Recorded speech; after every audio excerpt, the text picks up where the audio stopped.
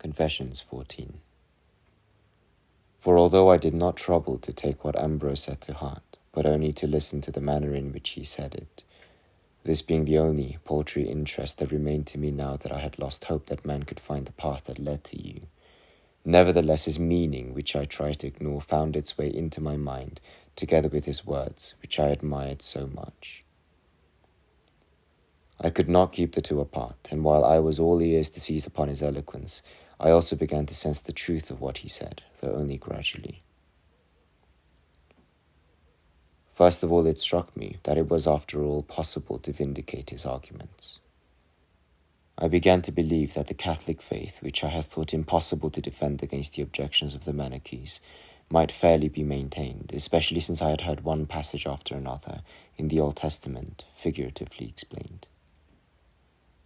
These passages had been death to me when I took them literally, but once I had heard them explained in their spiritual meaning, I began to blame myself for my despair, at least insofar as it had led me to suppose that it was quite impossible to counter people who hated and derided the law and the prophets.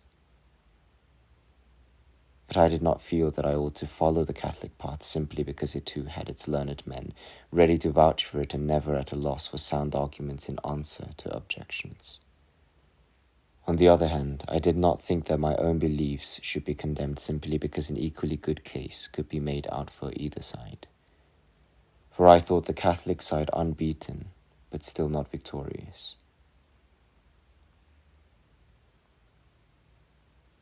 Next, I tried my utmost to find some certain proof which would convict the Manichees of falsehood. If I had been able to conceive of a spiritual substance, all their inventions would at once have been disproved and rejected from my mind.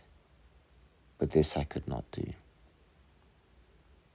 However, the more I thought about the material world and the whole of nature, as far as we can be aware of it through our bodily senses, and the more I took stock of the various theories, the more I began to think that the opinions of the majority of the philosophers were most likely to be true. So treating everything as a matter of doubt, as the academics are generally supposed to do, and hovering between one doctrine and another, I made up my mind at least to leave the Manichees, for while I was in this state of indecision, I did not think it right to remain in the sect now that I found the theories of some of the philosophers preferable. Nevertheless, I utterly refused to entrust the healing of the maladies of my soul to these philosophers, because they ignored the saving name of Christ. I therefore decided to remain a catechumen in the Catholic Church, which was what my parents wanted at least until I could clearly see a light to guide my steps.